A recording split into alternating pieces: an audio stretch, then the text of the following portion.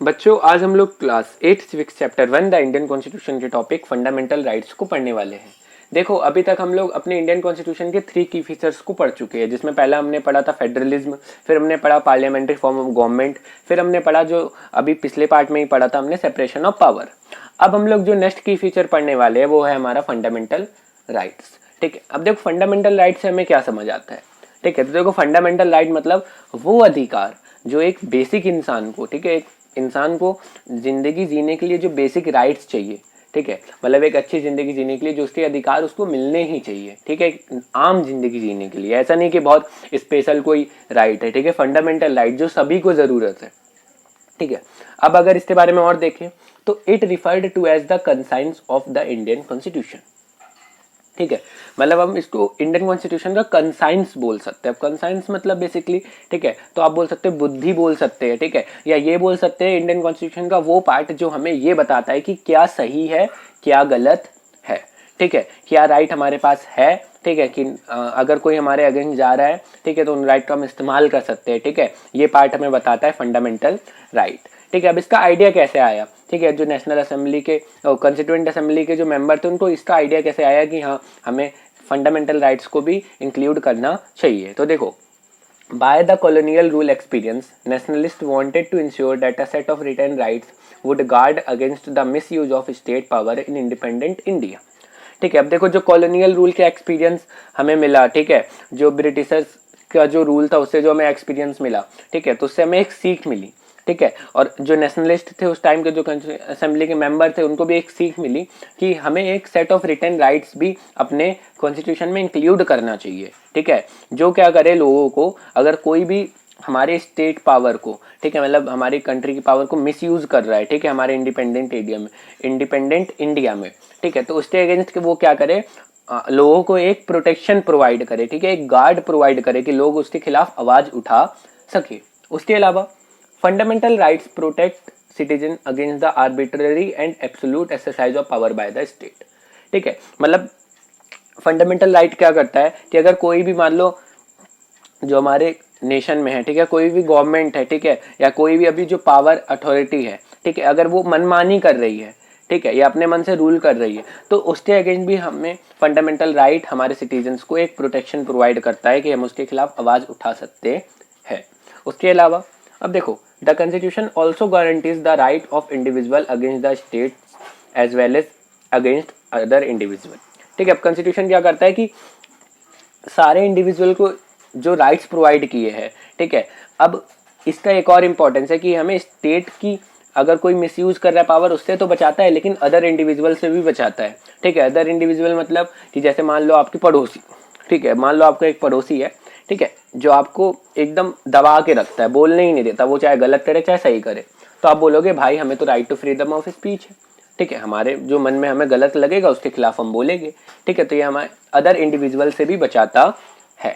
ठीक है, अब हम डिस्कस करते हैं कि कौन कौन से हमारे राइट्स है। तो सबसे पहला है हमारा राइट टू इक्वालिटी। अब राइट टू इक्वालिटी क्या है, ये क्या कहता है, ठीक है, तो देखो राइट टू इक्वालिटी से मतलब, इक्वालिटी से मतलब आपको समझ आ रहा है कि कुछ यहाँ पे समानता वाला क्या कहते हैं आइडियोलॉजी है। तो देखो, all persons are equal before the law, मतलब लॉ से पहले सारे लोग बराबर है। ठीक है, जितने भी लॉ है वो सबके लिए है। ठीक है, जितने भी राइट है वो सबके लिए है। ठीक है, ये कहता है right to equality. No citizen can be discriminated on the basis of their religion, caste और जेंडर, मतलब कोई भी एक सिंगल सिटीजन को भी हमें क्या करना चाहिए, भेदभाव नहीं करना चाहिए, डिस्क्रिमिनेटेड, ठीक है, मतलब भेदभाव, ठीक है, नहीं करना चाहिए। किस बेसिस पे कि हाँ उसका ये पर्टिकुलर रिलीजन है, ठीक है, या पर्टिकुलर कास्ट या पर्टिकुलर जेंडर है, तो उसकी बेसिस पे हम उसको डिस्क्रिमिनेट नहीं कर सकते। ठीक है, सब हमारे लिए इक्वल है, हमारे कॉन्स्टिट्यूशन के लिए सारे इक्वल है। ठीक है, the practice of untouchability also abolished. इसी के साथ जो अनटचेबिलिटी की पहले प्रैक्टिस हुआ करती थी, मतलब जो क्या कहते हैं बोल सकते हो, जो बैकग्राउंड कास्ट से बिलोंग करते थे, ठीक है, जो नीची कास्ट से बिलोंग करते थे, उनको क्या किया जाता था कि उनको बोला जाता था कि हाँ तुम हमें मत छुओ, ठीक है, या उनको दूर रखा जाता। तो ये चीज को भी कॉन्स्टिट्यूशन में बोला नहीं, ऐसा नहीं होना चाहिए भाई, आखिर वो भी क्या है, एक इंसान ही है। ठीक है, और सारे हमारे इंडिया में बराबर है, इंडिया के सिटीजन सारे बराबर है, कोई बड़ा या कोई छोटा नहीं है। तो ये कहता है हमारा राइट टू इक्वालिटी। अब हमारा जो नेक्स्ट राइट है, ठीक है, वो है राइट टू फ्रीडम। अब राइट टू फ्रीडम क्या कहता है, तो देखो this include the right to freedom of speech. सबसे पहले इसमें क्या है कि right to freedom of speech, मतलब बोलने का अधिकार, ठीक है, ठीक है, एंड एक्सप्रेशन, मतलब आप अपने आप को एक्सप्रेस कर सकते हो जहाँ पे आपको लगे कि हाँ ये चीज़ गलत है, या कहीं आपको लगता है कि हाँ मुझे यहाँ पे कुछ बोलने की ज़रूरत है, ठीक है, सही कराने की ज़रूरत है, वहाँ पे आपको पूरा अधिकार है, आप बोल सकते हो, ठीक है, पूरी स्वतंत्रता, ऐसा नहीं है कि किसी के दबाव में हो आप। The right to form association, ठीक है, अगर कोई ग्रुप फॉर्म करना है, ठीक है, कुछ क्या कहते हैं, अगर प्रोटेस्ट करना है तो ये सबका राइट है, ठीक है, अगर किसी गलत चीज़ के खिलाफ आवाज़ उठानी है। The right to move freely, मतलब कहीं भी आप जा सकते हो, ठीक है, कंट्री के कोई भी पार्ट में आप रह सकते हो। The right to practice any profession, occupation और बिजनेस, ठीक है, मतलब कोई भी प्रोफेशन चाहो आप अपना सकते हो, कोई भी ऑक्यूपेशन, कोई भी बिजनेस, ऐसा नहीं है कि हाँ आपको यहीं इंडिया में रहते हो तो एक पर्टिकुलर यहीं प्रोफेशन करना चाहिए, जितने प्रोफेशन लीगल है, ठीक है, यहाँ पे ये मत बोलने लगना कि सर कोई भी प्रोफेशन हम अपना सकते हैं तो इलीगल भी अपना सकते हैं, नहीं, जितने प्रोफेशन लीगल है, ठीक है, उनमें से आप कोई भी प्रोफेशन चूज कर सकते हो, आपको इसकी पूरी स्वतंत्रता है, ये हमारा कहता है राइट टू फ्रीडम, ठीक है। लेकिन देखो अब ये सब राइट है ना, ठीक है, तो अब हमारी भी एक रिस्पॉन्सिबिलिटी बनती है कि हम भी इसका मिसयूज ना करें। मिसयूज जैसे अब मान लो अब 1 बजे एक इंसान है, ठीक है, अपनी कार लेके निकला और कार एकदम डीजे बजा के, रात में सब सो रहे हैं अगल बगल, लेकिन वो एकदम डीजे बजा के नाच रहा है रोड पे, और उसको कोई रोक रहा है, कहेगा भाई हमारे पास तो राइट टू फ्रीडम है। तो भाई ये बात गलत है, ठीक है, अब आप अपना तो राइट आप यूज कर रहे हो, लेकिन इससे क्या हो रहा है, और दूसरे लोगों के राइट को क्या कर रहे हो, आप उनसे छीन रहे हो एक हिसाब से। भाई सबके सबके पास राइट टू फ्रीडम है ना, तो हमें ये भी ध्यान रखना चाहिए कि हम अपने राइट का मिसयूज भी ना करें, ठीक है। अब देखते हैं हमारा नेक्स्ट जो राइट है, राइट अगेंस्ट एक्सप्लॉइटेशन, ठीक है। अब देखो the constitution prohibits human trafficking, ठीक है, मतलब हमारे कॉन्स्टिट्यूशन में ह्यूमन ट्रैफिकिंग मना, ह्यूमन ट्रैफिकिंग मतलब जो लोगों को बेच वगैरह देते हैं एक कंट्री से दूसरे कंट्री, ये सब चीज़।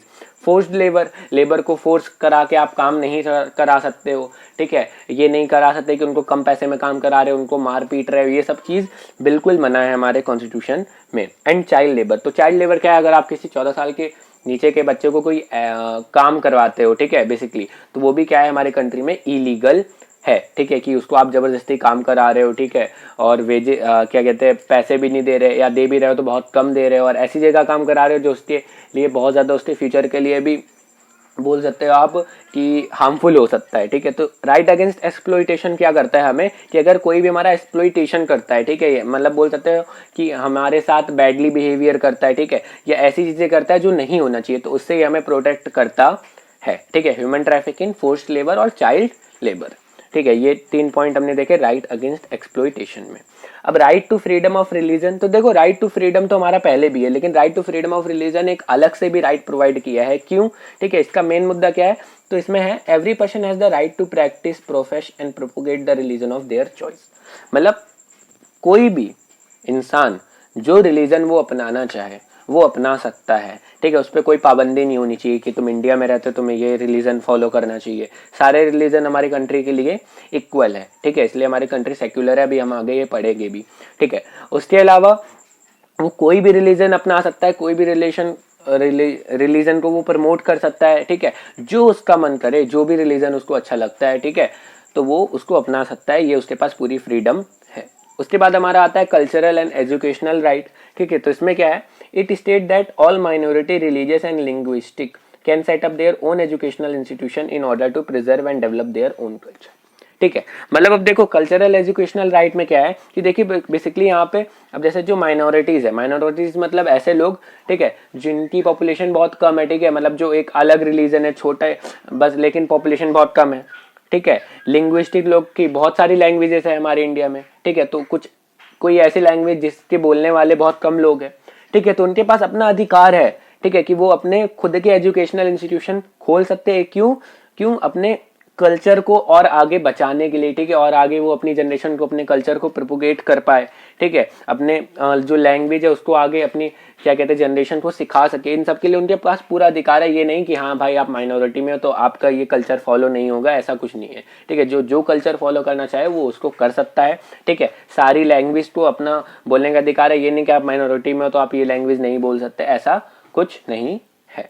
उसके बाद राइट टू कॉन्स्टिट्यूशनल रेमेडीज, ठीक है। अब राइट टू कॉन्स्टिट्यूशनल रेमेडीज क्या है, अब देखो हमारे सारे राइट्स तो है, ठीक है, हमें सारे राइट तो मिल गए, लेकिन अगर हमारा कोई राइट हमसे छीनता है, ठीक है, तो हम क्या करेंगे, तो उसके लिए हमारा right to constitutional remedy. This allows citizen to move the court if they believe that any of their fundamental rights have been violated by the state.